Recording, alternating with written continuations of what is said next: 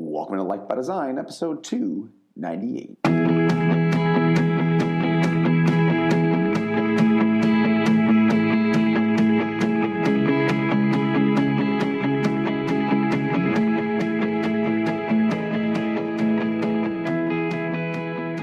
Welcome to Life by Design. I'm your host, Dr. Kresimir Jug, and I'm not joined by Dr. Jamie Richards. The schedules just have not been lining up the last 2 weeks. I know Jamie is busy with a bunch of stuff as always, and I'm busy this week. So it's going to be me leading the podcast. Now this week, we have found, it was actually Dr. Jamie that found this article, The 15 Qualities of Mentally Tough People. He posted it in our Life by Design doctors page, and I read it because I am fascinated with mindset and with what the difference is between people who are very successful versus people who are struggling to find success. So on today's podcast, I'm going to be sharing the article with you. Of course, you can go to lifebydesign.com/podcast and find the episode there if you're more interested in reading. But I've read through it, and I don't necessarily agree with all of them. I think they could be, let's just start and let's have a conversation over, what I found and what I think. And I hope the conversation will be beneficial, because I've struggled. One of the reasons that I'm passionate about mindset and I'm always reading up on mindset and trying to learn more is because for most of my life, I would consider myself to have a very poor mindset. I would consider myself not to be very emotionally or mentally tough. I would consider myself to be very very weak mentally. So it's something that I've been working on for a long time, and I'm a lot better, but there's always room for improvement. So let's go ahead, jump in. Like I said, you can check the article, lifebydesign.com/podcast. So number one is they're emotionally intelligent. Now, when I'm reading through this, I don't see any definition of what emotional intelligence means. Obviously, being aware and wise to what your emotions are telling you, I think is a trait that every mentally tough person has. I definitely agree. I think emotional intelligence is invaluable, especially in 2018, where there's very little that you can't look up, right? And they talk about how IQ is fixed, and about how, which I don't agree with. I definitely think you can change your level of knowledge and understanding to within certain degrees, but they still don't tell us what this means. So when I don't necessarily mean emotionally tough. I think emotionally intelligent to me means that you are managing your emotions well. You understand that the term mindset, for example, really means that you get to set your mindset for the day, right? When I hear emotional intelligence, I think of people who are keeping their emotions in check and understanding that they get to control how they react to the situations that are happening. I mean, I love Jim Rohn's quote in this circumstance, that it rains on the rich and the poor the same. The rich people are rich because they respond differently. And I think that's what they're trying to say with mentally tough people are emotionally intelligent. They're like that because they choose to respond differently than people who are, under a lot of stress. So number two is they're confident. And the quote is, whether you think you can or you think you can't, you're right. And of course, mentally tough people and successful people are confident. I think what's a more interesting, and I'm glad they differentiate. They differentiate in the article between true confidence as opposed to false confidence. And the false confidence is this idea of arrogance versus a deep-rooted sense of self-esteem. I think what's more interesting is the idea of developing confidence, especially in 2018, when we are, stuck in a society that if your kid doesn't make the team, the parents go yell at the coach, Or if the kid doesn't get the grade, then the parents go yell at the teacher. We're giving away, 7th place trophies and participation ribbons. And we're not developing confidence. Confidence is a skill, right? Confidence is something that you develop. And the way that you develop confidence is you get good at things. And the way that you get good at things in order to learn how to trust your ability is you spend some time not being good at things, right? I mean, so today, for example, I hit a PR in my snatch. I was training.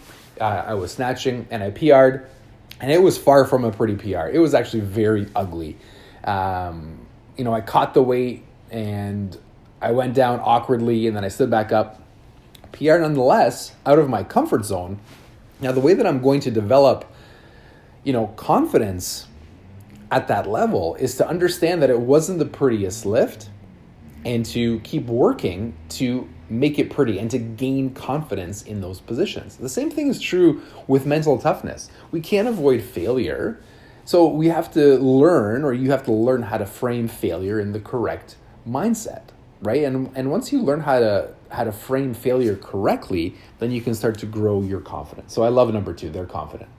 Number 3, they neutralize toxic people. Now, I didn't like the way that this one was worded because it makes it sound like mentally tough people are always interacting with toxic people and somehow they're neutralizing them. But when you actually read it, it says that they limit their interactions with toxic people. And let's be clear on this one. You're always going to be around toxic people, right? If you're listening to this podcast and you're an entrepreneur and you run a big organization, there's people in your organization that are toxic. There's people in your organization that are going to have a bad day. There's people in your life that are going to be more negative. I mean, by all means, if these people aren't important in your life, it's really easy to just close the door and be like, I'm done with you. Not in a mean way. You don't have to say that they're a bad person. You just want to not have any interaction with them. However, things get really different when it's your mother-in-law or your father-in-law or somebody in your family, your brother or your sister or somebody like that. Then it becomes much more challenging. So I always think we're going to have toxic people around. The idea that you need to neutralize them obviously is incorrect. I think you just have to protect yourself, protect your emotions, protect your feelings, and, realize that they're them and they really have nothing to do with you, which is what they're saying. Number 4, they embrace change. Yes, absolutely. I love this one.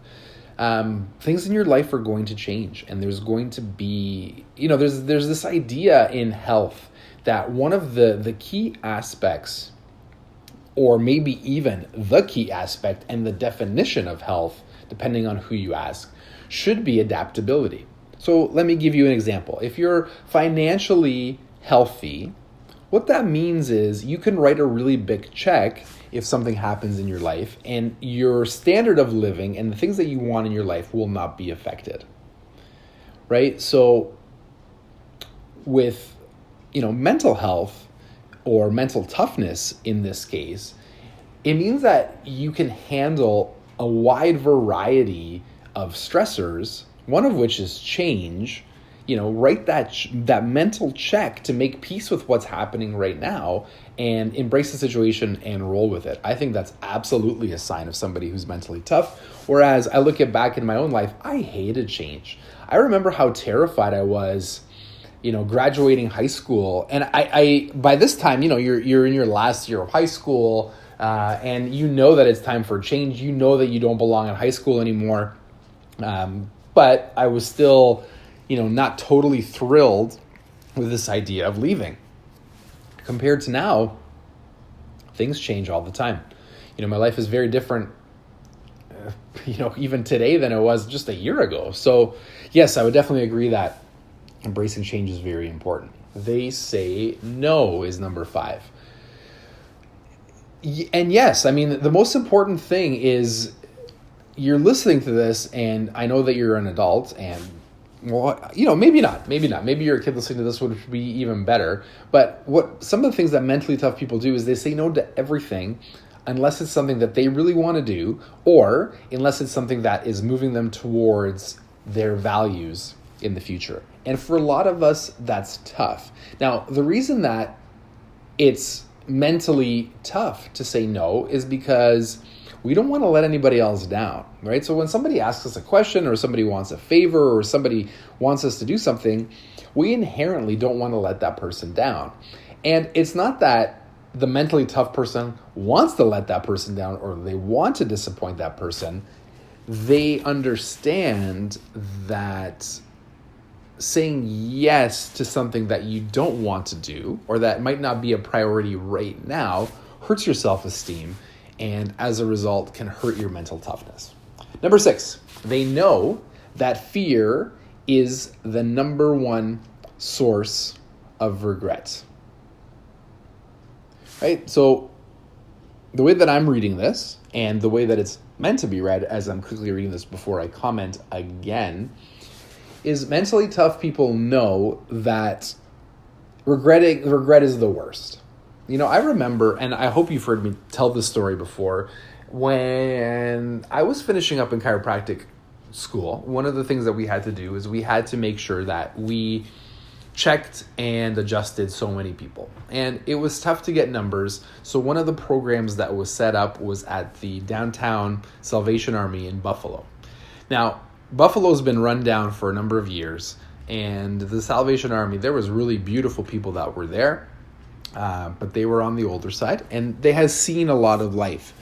And it was a wonderful learning experience, not just putting my hands on more people and starting to become a better clinician and a better chiropractor. What the most impactful thing was, looking back, is listening to the amount of regret that these people had for the things that they didn't do in their life. And that really stuck with me. It really stuck with me that that's all they talked about. And that's all that they regretted. And there's people there who told me that they lost everything and they still never regained it. And losing everything for them wasn't as painful as having wanted to do something, or to take a shot, or to go for it when the shot was there, and then not having done it. So I love the fact that this one's number 6.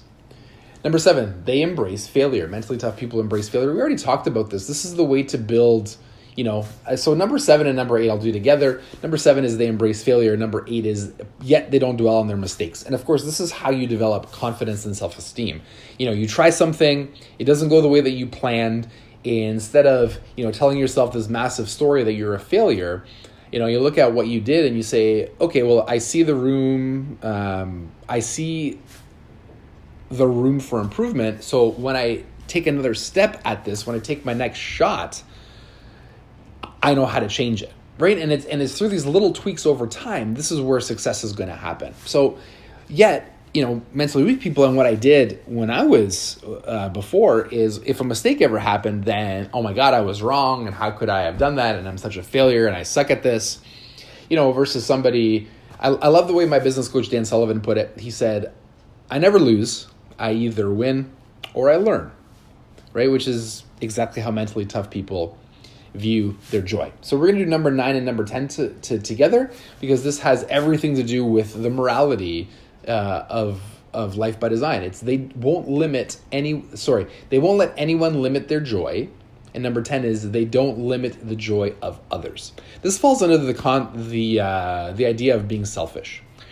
The way that I understand selfishness, and the way that I preach selfishness, and the way that I hope that you're finding selfishness, is selfishness means exactly that. You find what makes you happy in your life, and you pursue those things diligently. In fact, so diligently that you make it your life's effort to pursue things that make you happy, which is your values.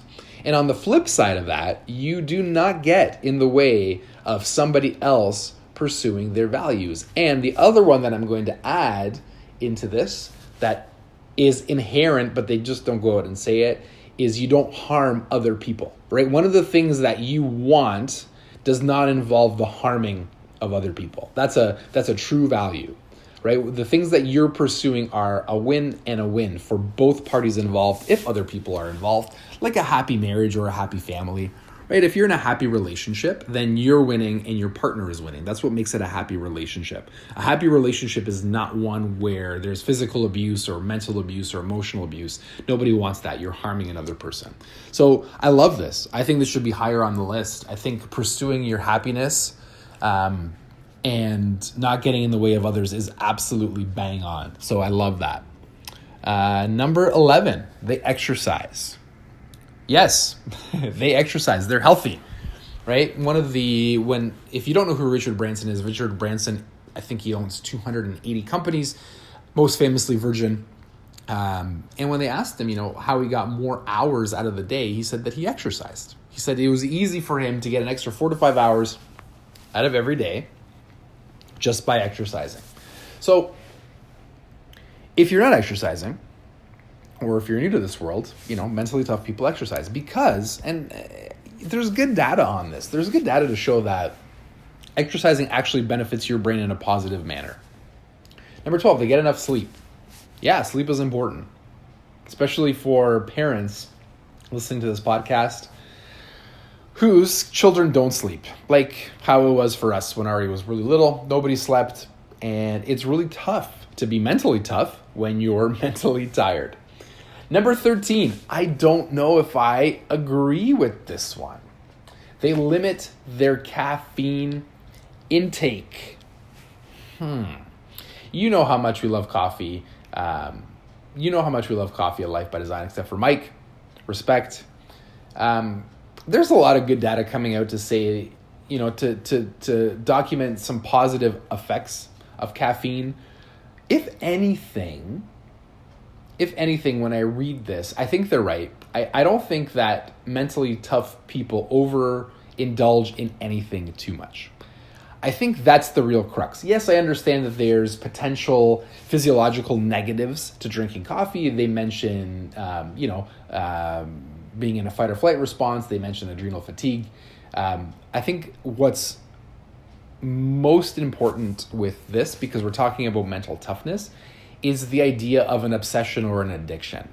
The idea that you need to overindulge to either get through your day or to feel joy or to have energy in the moment. I think that's the bigger issue. Number 14, they don't wait for an apology to forgive. Now, forgiveness, it's an interesting concept. When you forgive somebody, and forgiveness is important, not for the other person, but for you.